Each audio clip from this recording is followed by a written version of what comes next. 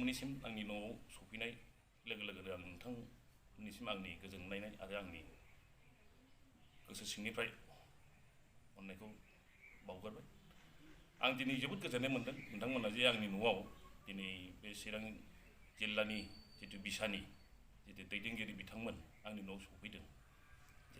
जे माने चिरां जिल्लानि जितु बिसानि जितु प्रग्राम, बे प्रग्रामा सान्तिपुर हाई स्कुलनि गेलेग्रा फोथाराव जागोन आरो बियो डिसेम्बरनि 5 अक्ट'आव जागोन। दा बेखौ आं मिथिनो मोननानै आङो जोबोद गोजोननाय मोनदों। बेथ' बे जेब्लाबो खुंबोबाय थानाय हिसाबै, दा बे खुंबोबाय थानाय हिसाबै जिहेतु बिनि गियानखौ, बिनि नलेजखौ मोनबोबाय। दा नंखायनो गुबुनाव जेसेबां जेरैबायदि खुंबोदों, जेसेबां मोजाङैनो खुंबोगासिनो दं आरो बिनिख्रुइ जाहाथे साबसिन खुंनो हाबावो, बिनि थाखाय आङो जोंनि जितु माने चिरां जिल्लानि जितु दैदेनगिरि बिथांमोन, आं बिथांमोनखौ आङो खावलायो आरो जोङो जयैनो जाहाथे जोङो बेफोर खामानिखौ जोंनि जितु रायजो राजानि बर' हारिनि जितु माने जोंनि हारिमुखौ मोजां मोनग्रा, सिनेमाखौ मोजां मोनग्रा, सावथुनखौ मोजां मोनग्रा बिथांमोननो जाहाथे जोङो बे खामानिनि गेजेरजों जों जाहाथे मोजां मोनसे मेसेज होनो हायो, बेखौनो आं सानो आरो आङो बेखौनो आं खावलायनो सानदों। जोंनि डिस्ट्रिक्टनिल' नङा, गुबुनफ्राबो जोंनि जितु माने डिस्ट्रिक्टनि गेजेराव जे सान्तिपुर हालामनि जितु बा सान्तिपुरनि हाई स्कुलनि गेवलां फोथाराव 5 डिसेम्बराव जे बे हाबाफारिखौ खुंनो लादों, बेवहाय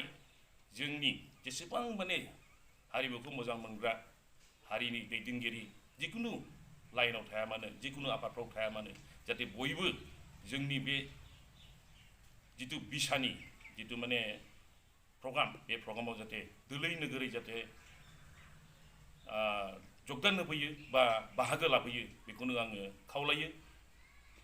दा बिनि थाखाय आङो जेब्लाबो आङो बर' हारिनि गेजेराव आं बेखौनो बुंबाय थागोन जे नोंथांमोना जोंनि जितु माने बेबायदि प्रग्राम जाबाय थानायाव बा जानायाव जेब्लाबो नुजाफैनानै जोंनि आफादफोरखौ जाहाथे थुलुंगा होफैयो, बिनि थाखाय आङो नोंथांमोनखौ बे गाजा गोमजा प्रग्रामाव नुजाफैनो थाखाय खावलायो। दा बेथ' बर' हारिनि जितु राव हारिमुखौ लाखिनो थाखायब्ला बे बयनिबो मदद नांगौ। बे जोंनि बिसानि थाखायल' नङा, बिसाया नाजानाया दङ, नाजाबोगासिनोबो दङ। बिनि गेजेरजों जोंनि जितु माने बिसाया जेसेबां माने जोंनि संबिधानाव जे दङ, बेखौ बेजों जाहाथे गुबुन माबायाबो आफादफ्राबो जेरै थुनलाइखौ मोजां मोनग्रा थुनलाइनि मानसि, दिनै राइटार्सफोरनि दा गासिबो दैदेनगिरिफ्रा जाहाथे जोंनि बे बिसानि जितु खुंनो लानाय बा जोंनि जितु लुबैनाय, जों जाहाथे जोङो बर' हारिनि गेजेराव जोंनि जितु हारिमुखौ जोङो माने गुवारै जाहाथे जोङो इयुनाव जाहाथे जोङो माबालांनो हायो, मोजाङै मोजां गुवारै जोङो सुबुंफोरनो जोङो दिन्थिलांनो हायो, बेखौनो आङो खावलायो। लानाय जितु प्रग्राम, बे प्रग्रामाव गोदाननिल' नङा बा गोजामनिल' नङा, बाहाय गोदान गोजाम जेसेबां जाखांफुनाय, जेसेबां गोजाम आर्टिस्टफोर दङ, गासैबो जोंनाव लैहोर फैनानै बाहागो लानो हागोन। आरो बेवहाय दानि जेसेबां माने गोदान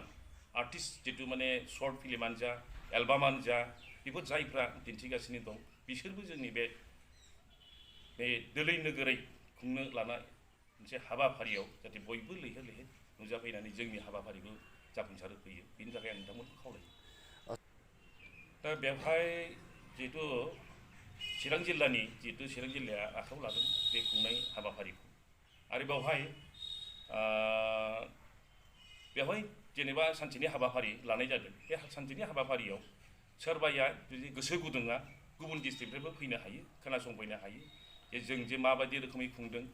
दा बे जिनिसखौ बयबो गाजा गोमजायै फैनानै खोनासंफैनो हायो। दा बे आरोखि बेखौ खावलायनो थाखाय खामानिखौ जोङो जोंनि जितु रायजो राजानि बर' हारिनि जितु माने जोंनि हारिमुखौ मोजां मोनग्रा, सिनेमाखौ मोजां मोनग्रा, सावथुनखौ मोजां मोनग्रा बिथांमोननो जाहाथे जोङो बे खामानिनि गेजेरजों जों जाहाथे मोजां मोनसे मेसेज होनो हायो, बेखौनो आं सानो आङो दिनैनि जितु माने आंजों मोगा मोगि लानायनि गेजेरजों आङो बेखौनो खावलायनो सानदों। जोंनि डिस्ट्रिक्टनिल' नङा, गुबुन फ्राबो जोंनि जितु माने डिस्ट्रिक्टनि गेजेराव जे सान्तिपुर हालामनि जितु बा सान्तिपुरनि हाई स्कुलनि गेवलां फोथाराव 5 डिसेम्बराव जे बे हाबाफारिखौ खुंनो लादों बावहाय जोंनि जेसेबां माने हारिमुखौ मोजां मोनग्रा हारिनि दैदेनगिरि जिकुनु लाइनाव थाया मानो जिकुनु आफादफ्राव थाया मानो जाहाथे बयबो जोंनि बे जितु बिसानि जितु माने प्रग्राम बे प्रग्रामाव जाहाथे दोलै नोगोरै जाहाथे जगदान होफैयो बा बाहागो लाफैयो बेखौनो आङो खावलायो दा बिनि थाखाय आङो जेब्लाबो आङो बर' हारिनि गेजेराव आं बेखौनो बुंबाय थागोन जे नोंथांमोना जोंनि जितु माने बेबायदि प्रग्राम जाबाय थानायाव बा जानायाव जेब्लाबो नुजाफैनानै जोंनि आफादफोरखौ जाहाथे थुलुंगा होफैयो बिनि थाखाय आङो नोंथांमोनखौ बे गाजा गोमजा प्रग्रामाव नुजाफैनो थाखाय